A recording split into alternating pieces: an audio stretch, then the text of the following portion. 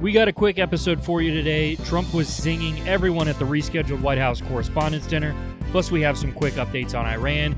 We finish up today's episode talking about data centers and flock cameras. All that and more right now. Welcome to episode 75 of the Republic Brothers podcast. He's Matt, I'm Mike, and today is July 26th. Please hit that subscribe button now so you don't miss our next episode on Thursday. Now, let's kick things off right away here with the rescheduled 2026 White House Correspondents Association dinner, which took place on July 24th at the Waldorf Astoria. Rather than a traditional comedian host, the primary spotlight was on the president's hour-long speech alongside entertainment by mentalist Oz Perlman. Wasting little time, Trump took aim at journalists in attendance, calling the media fake news and claiming they depend on him for ratings. Quote, "When I'm gone, you're all going to be broke," he told the room. He singled out several reporters and news anchors directly, including CNN's Caitlin Collins, Don Lemon, and Anderson Cooper. During a wide-ranging speech covering foreign policy and TikTok, Trump pulled out a Trump 2028 hat and joked about running for a fourth term and staying forever, drawing a mixture of laughter and viral commentary online. In a bizarre callback to the April security incident, Trump made a humorous reference to his friend Nicki Minaj, joking about how people reacted when shots were heard. After having his original April routine cut short, mentalist Oz Perlman returned to headline the non-political entertainment, performing mind-reading tricks on attendees and administration officials. Unlike traditional black tie WHCA dinners, this event was held with a slightly modified black tie optional dress code and focused on finishing the program disrupted earlier in the spring. While WHCA leadership emphasized the night as a celebration of the First Amendment, the atmosphere remained classic Washington, a blend of tense media politician ribbing, viral moments, and political theater. No massive surprise there, and as a reminder, the First Amendment is there to protect the speech you don't like, not the speech you do like. Trump pointed out in this speech that some polls said he gets 93% negative press coverage, which to me is believable. He also said this dinner was the largest gathering of people with Trump derangement syndrome, which is also probably true. I will admit these types of events aren't for me. I can watch 10 or 15 minutes and it's fine, but I get tired of it quite quickly. Listening to politicians speak is mind-numbingly tedious, in my opinion. That said, I understand why they do this. It's a great opportunity for the administration to get a message out. The media absolutely does need it at this point. Trump is right. Most of their clicks come from him, and I don't know what they're going to do after Trump. I personally love the Trump 2028 stuff. He knows he can't run again, and that his own party would come after him with pitchforks if he tried. But why not troll the people who hate him so much and call him the threat to democracy while also nominating someone who didn't get a single vote? Yeah, the Trump 2028 stuff is hilarious. They act like the Republican Party would let him run again. We wouldn't. Yeah, we definitely wouldn't. All right, well, let's move on to Iran here. Following 13 consecutive nights of intense bombardment against military targets inside Iran, the U.S. paused strikes overnight into Saturday. Regional sources indicate the halt was intentional to allow delicate, in-person mediation room to breathe. Omani officials traveled to Tehran to negotiate reopening the Strait of Hormuz and surrounding territorial waters. Regional sources report positive progress, though diplomats emphasize more time is needed to finalize a deal. President Trump reiterated that while Iran appears eager for a resolution, he is keeping all options on the table if maritime aggression or attacks on allies continue. Despite active talks, the IRGC Navy fired warning shots and stopped 4 commercial vessels trying to transit the Strait of Hormuz via Omani-sanctioned routes over a 24-hour window. The U.S. military confirmed it disabled a commercial cargo ship that attempted to run the blockade on Iranian ports.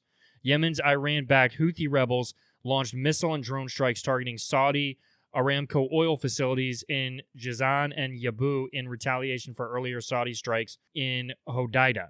Saudi Arabia responded with targeted strikes inside Yemen. The Ukraine conflict intersected directly with the Middle East theater over the weekend as well. Ukrainian President Vladimir Zelensky confirmed Ukrainian forces struck a commercial vessel in the Caspian Sea that was allegedly carrying military equipment to Iran. Tehran condemned the attack, claiming at least one sailor was killed. Zelensky also accused Russia of supplying Iran with advanced satellite imagery to help target U.S. military bases across the Middle East. Oh, here we go again. More pauses. More time is just always needed, right? Time isn't the issue, it's who you're negotiating with. I hate pausing. I understand you might want to ensure you don't hit people who are part of the negotiations, but all other targets should still be hit. If the leaders are in Tehran, there's no reason to not hit coastal targets. I have said this before, but I'll say it again. The people in Iran who have the guns do not want to negotiate. It is best for their chances to stay in power if the fighting continues.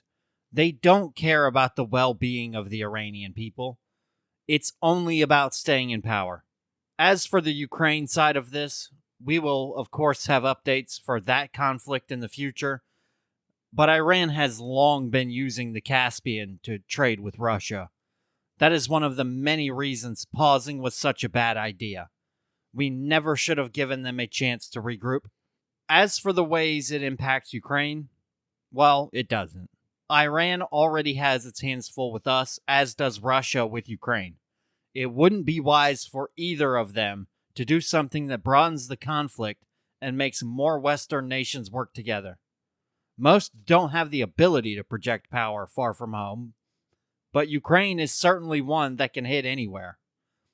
We have already seen Ukraine hitting wild berries factories in Russia. For those wondering, wild berries is essentially their Amazon, but their version of Amazon sells military equipment. So why would they attack essentially an Amazon facility? What are they actually selling out of there? It's a great question, and it makes you wonder why something that was basically an Amazon facility, but Russia's version of it would be a target, and a legitimate target. When you're selling accessories to rifles, body armor, helmets, that kind of thing, it is a logistics part of the military, and they lump all of that stuff in together with all the other products they sell throughout Russia, with the hopes that it will cause Ukraine to think twice and not strike it. Because it is part of a military logistics chain, it is a reasonable target, and that's why Ukraine struck it. The benefit to Ukraine, of course, is also a lot of people in Russia use wild berries, just like a lot of people use Amazon, and the average Russian person is really feeling this now. There are multiple sides of every conflict. Some is on the battlefield, but there's also a psychological standpoint. And Russia, for a long time, made it a great point to not let this war come home and not let their own people feel it. If it felt like a distant conflict, the people of Russia wouldn't be mad at Putin. But Ukraine is making it a point to take it home to the average Russian family with the hopes that it will convince them to make Putin stop. Probably won't happen right away. It's not a quick end. And also expect conscription in Russia in the not too distant future. There's an election in Russia coming up in a couple months, by the way. Do you know how that one's going to go? I think I can guess who's going to win. Really? Can you bet on that? Or, excuse me, can you buy shares of that on Kalshi? I'm going to guess no. We'll never know how it's going to go, right? Mm-hmm. Smart money, though, I think there's one person for the smart money. It's about public image inside Russia.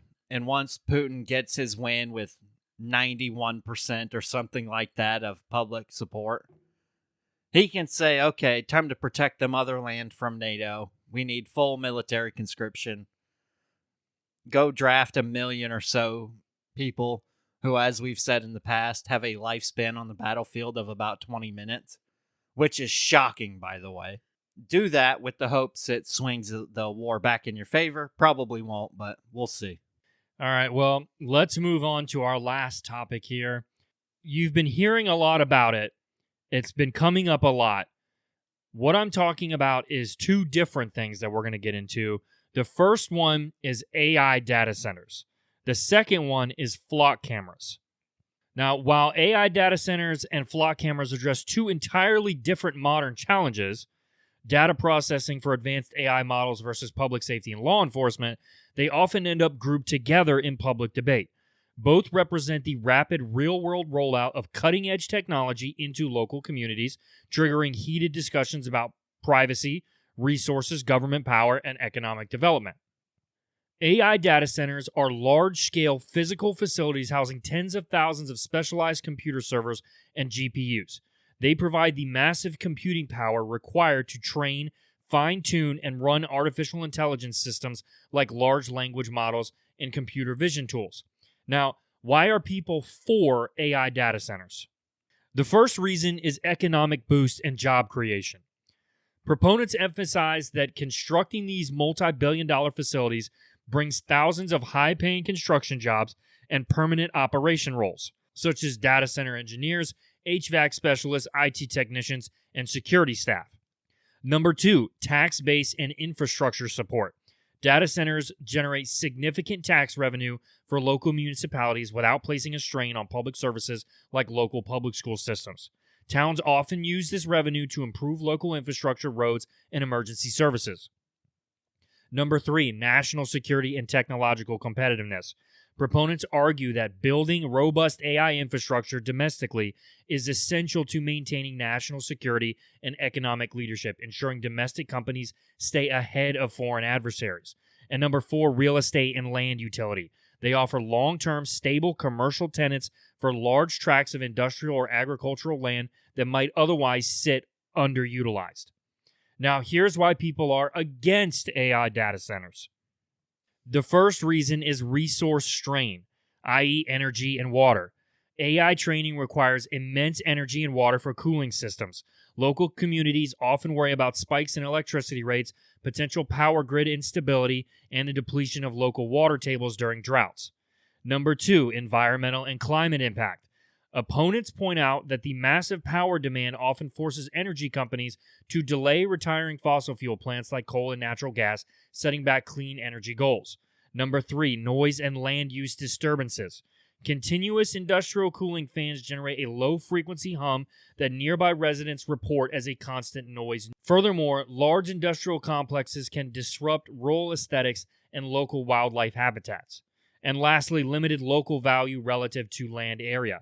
While construction creates temporary jobs, the long-term operational headcount per acre is relatively low compared to traditional manufacturing or corporate campuses, leading some locals to feel the land trade-off isn't worth it. Now that we've gone over some of the reasons why people are okay with AI data centers and some are not, what do you think, Matt?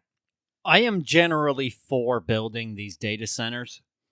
We need to continue to expand our technological capabilities, because if we don't, others will, and we fall behind.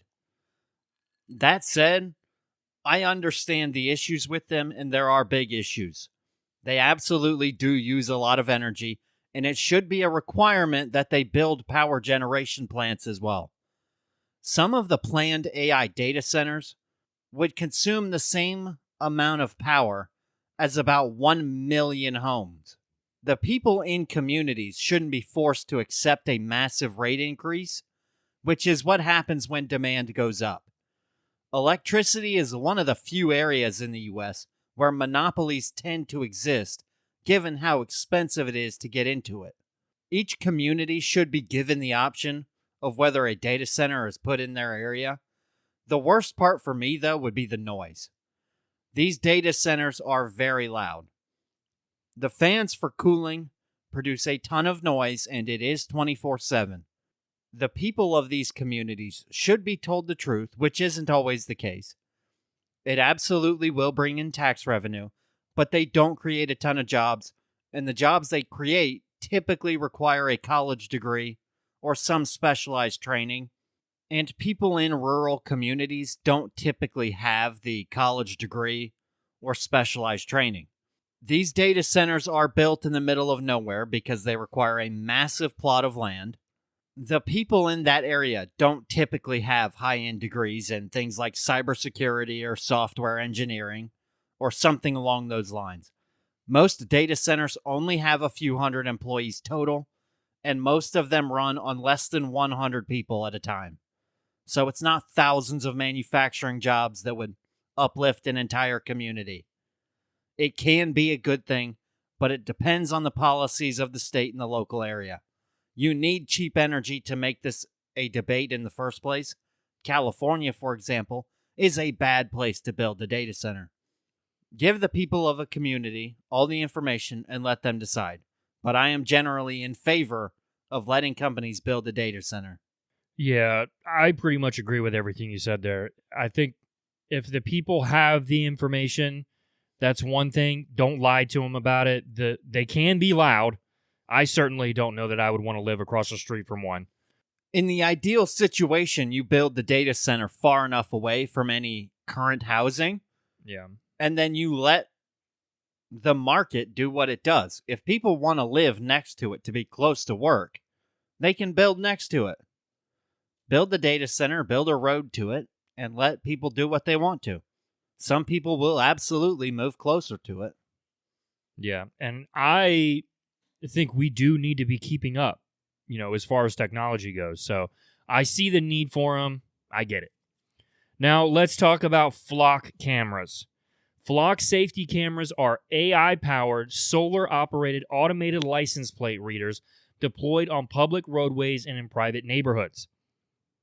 Rather than just recording raw video, they scan passing traffic to log license plates and identify a vehicle fingerprint, i.e. make, model, color, roof racks, bumper stickers, or distinct features like bumps and dents and things like that.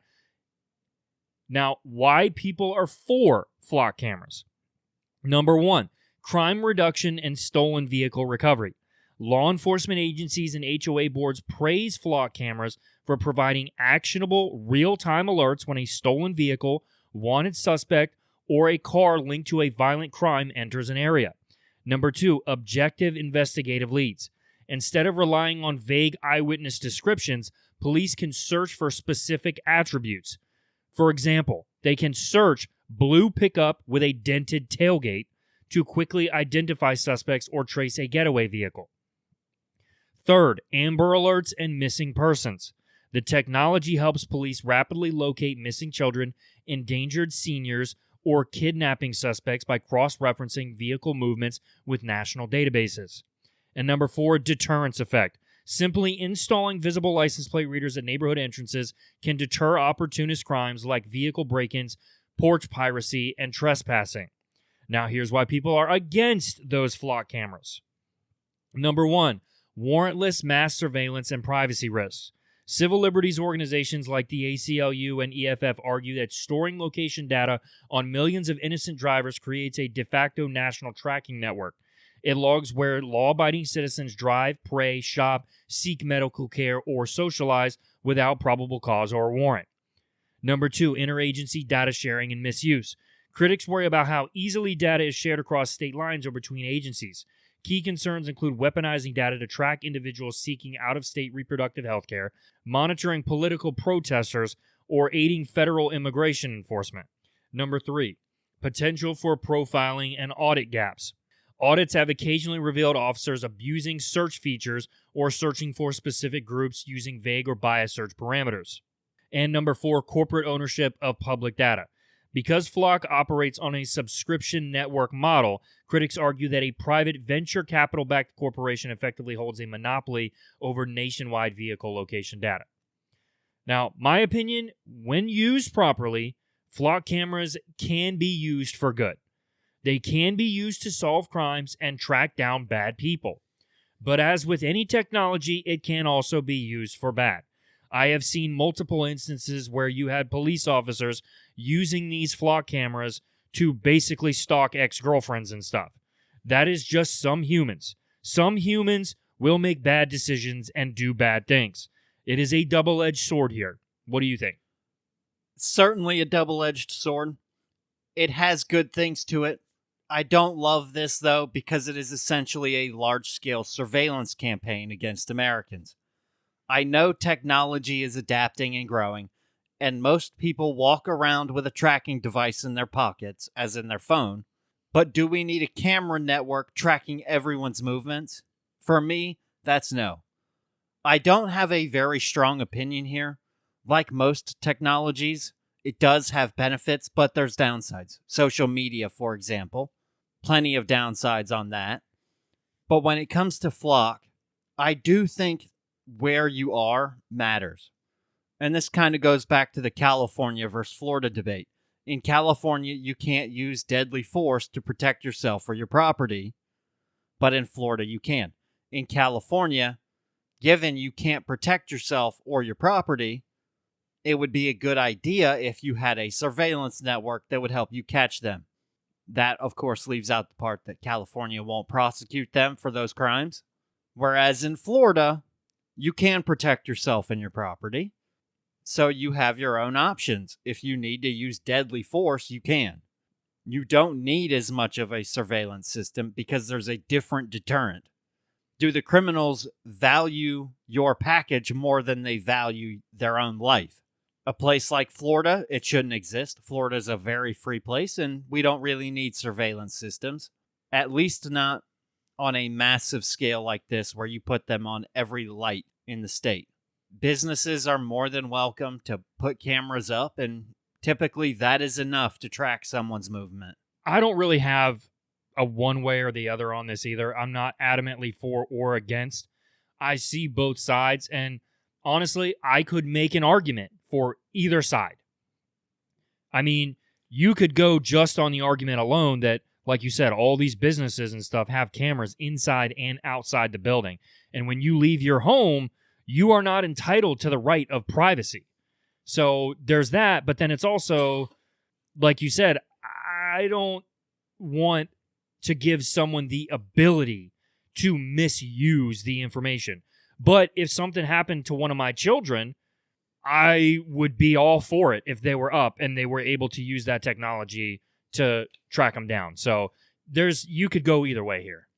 And if you put this technology in, it will certainly be misused at some point. Yep, for sure. That's the main issue. Not 100% of humans are good. Most are.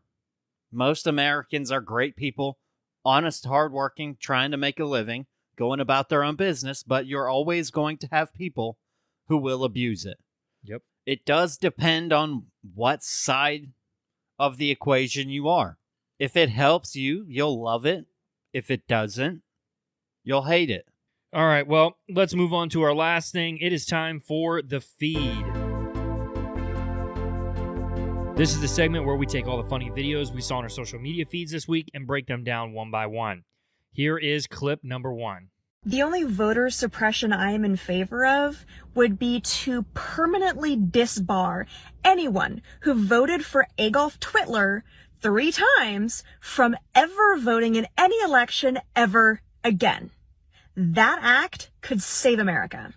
So 2 quick things here. 1, in nature, God gives very, very poisonous, toxic creatures really bright colors. So if you're in the Amazon jungle and you see a really brightly colored frog or snake or bug, it probably means poison. It means there's something very toxic on the inside, right below the surface, and it could kill you. And so I love it when libs look like this, because it's really just following the patterns of nature that our ancestors already know. Stay the hell away from these people. Also, the toxins must have gotten to your brain because you're a retard. And you're sitting there saying that the voter suppression that you're in favor of is to disenfranchise 80 million Americans who voted for Donald Trump. That's what you're saying. Adolf Hitler. Trump doesn't even tweet anymore, libtard. Anyway, but you're saying that Trump's like Adolf Hitler, and so the way to beat his supporters is to have them not vote and deny their ability to vote and their basic fundamental human rights. But like, that's what Adolf Hitler did. So do you like Adolf Hitler? Make it make sense. What are you doing here? The point is that if you see something like this in nature, stay away. Isn't it funny how we say that liberals do all the things they accuse conservatives of doing? She called Trump Hitler, and then in the same breath said that she didn't want anyone who voted for him to be able to vote again. Does that not sound exactly like something Adolf Hitler would do, and actually did do? But she's too stupid to recognize the irony. Great breakdown by Benny Johnson there, though. Yeah, well done by Benny there. They can't see it, and it is funny but also concerning. It might scare you a bit, Mike, but her vote counts the same as yours. You each get 1. Yet she has no idea how the real world works. The good side of democracy is everyone gets a vote, yet that also means the stupid people get a say too. That's why communism is on the rise in the US. It is nice when the crazy people, though, dye their hair for us and let us know they are crazy. When you see something like that, And we all know who they are. You know, stay away. Yeah, it is very nice when they identify themselves. All right, here's the second clip. Does large-scale Somali immigration make Minnesota stronger or weaker? Certainly stronger. Certainly stronger. Do you know what percentage of Somali-headed households in Minnesota are on food stamps? No. 54%. Do you know what that number is for native Minnesota-headed households? Well, to be clear, a majority of the... It's 7%. There's a big difference between 54% and 7%, is there not? Excuse me, sir, could I answer the question? Let me move on. We've got a lot of questions here. What percentage of Somali-headed households in Minnesota are on Medicaid? I don't know. It's 73%. Do you know what that number is for Minnesota native households? Again, you're using the phrase Minnesota native households, but the majority... The number is 18%. That's quite an astounding difference. I think we would agree. Can I answer the question, please? Let me ask you one more, and then we can go on to that. What percentage of Somali-headed households are on welfare in general? I don't know. It's 81%. What about, let me just ask you, after 10 years of being in the United States, what percentage of Somali immigrant households continue to be on welfare? I don't know. The number is 78%. So even after 10 years, 78% of Somali immigrant households continue to be on welfare. Do you know what that number is for native Minnesota-headed households? Again, you're using non-Somali immigrant-headed households. If I can just answer the question, when you're using the phrase native Minnesotans, the majority of Somali Minnesotans are as Minnesotan as any of us. They were born in the United States. It's only 8,000 of the 108,000 Somalis. And nevertheless, the welfare usage is astoundingly different. You've mentioned some of that stuff before. No wonder the fraud is so high in Minnesota. We have had this conversation before. Thanks to Brandon Gill for pointing it out. The Somali community just doesn't bring much to the table here. They consistently require assistance, and they are not assimilating to American lifestyle or culture. The point of immigration is to bring people in who will be net contributors. Somali immigrants just never fit that category, though. The waste and the fraud should be a telling sign for everyone, but as we said in the past, the Somali community votes as a bloc, and that bloc votes for Democrats. No chance the Democrats would anger one of their key voting blocs, so they turn a blind eye to the fraud, so they'll keep voting for them. All right, and here is clip number 3. I'm moving on because I don't know how much money you spent on getting prepped for this hearing. They did a good job because you're filibustering and not answering a single question from a single Republican. Today, do you believe that men can become women? Ma'am, as the director of the museum, that's not relevant in this case. It's very relevant. You've got men dressed up as women, and you have them on displays in front of kids. Do you think men can become women, yes or no? So RuPaul's Drag Race, which is the upper... It's a man. RuPaul is a man who dresses like a woman, literally. Correct. What is a woman, Dr. Hartig? As a director and as a historian, it's not my opportunity. You sexualize the American History Museum, so this is a fair question. What is a woman? So at the museum... What is a woman? We strive to represent and not categorize all Americans. Okay, I have another question for you. There's a glossary at the museum that informs visitors that while American culture traditionally recognizes 2 genders, other countries recognize 3 or more. So enlighten me this morning. How many genders are there? Ma'am, which glossary? This is a display, and that has a glossary that says other countries recognize 3 or more genders. So I would like you to enlighten me today. You're the director of the American History Museum who's sexualized things in front of kids. I want to ask you, how many genders are there? So first of all, I'm happy to get How back many? to you about the glossary. How many genders are there? Sure. And what are they? I'm not sure which glossary you're speaking of. Of course, I know that you don't. You know exactly what this hearing was about today. One of your exhibits at the American History Museum says sometimes gender isn't revealed at birth. So when is gender revealed? So when was your gender revealed to you, Dr. Hartig? So I don't really think that's relevant to the It is relevant. You have a display at the American History Museum talking about gender isn't always revealed at birth. So when was your gender revealed? So Since I am a PhD and I wasn't done yet, but I'll yield back, Mr. Chairman. Thank you. thank you, Ms. Mace. Why do these people struggle to answer questions as basic as what is a woman? It's crazy. Nancy Mace was not asking anything that wasn't a relevant question. She was giving her the opportunity to answer, but that woman had her script of answers in front of her, and she stuck to it. Can men become women? That's a simple yes or no question, yet she couldn't answer it. She apparently strives to represent, not categorize, yet she doesn't know what they are. She does, truthfully, but she can't answer because if she does, she'll get canceled by her own party. If you go to some of these supposed other cultures that are supposedly having a bunch of different genders and ask them how many genders there are, they will look at you like you're an idiot and say 2. The people who don't think it's 2 are mentally ill. I am not the biggest fan of Nancy Mace, but she's absolutely right when it comes to men becoming women. We don't agree on a ton, but I agree with her on this one. Let's move on to the next clip now. Elon Musk did an interview, so of course there was a great clip from it. Here it is. What the normal people? Okay. What do you call the far right? Falsely. You think is the normal person? Okay. Yes. Literally, you could go back 10 or 15 years, and these policies were completely normal. No, I agree that the center of gravity in this country has shifted. Certainly, the Democratic Party shifted to the left, but that's not what I'm talking about. I'm talking about people like Rupert Lowe. I'm Fringe talking right, about please. people. It's actually just normal people. It's just normal people. It's just normal people, and and here are the principles. And tell me which of these sound terrible. That we should have secure borders. That we should have safe cities. That we should have sensible spending.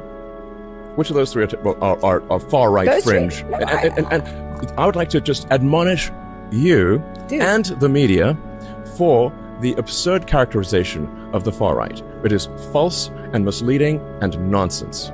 Please keep this part in. The part the left loves to do is call anyone who is to the right of them far right. That's an attempt to discredit them. They don't want to talk about actual policy because the things they push today are crazy.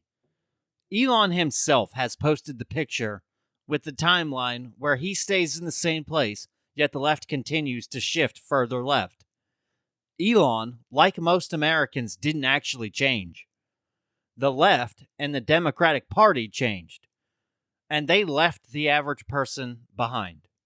Those people used to be needed to win an election, but the left's grip on the education system has shifted young people to the far left. That was the whole goal. Indoctrinate them while they're young, and they don't know any better. Yeah, the term far right gets thrown around now just as much as racist does. It doesn't even really mean that much anymore, especially since we all know that there's really not that many actual far right people. And like Elon says in the clip, the people they call far right, they're not even that far. They're just normal people.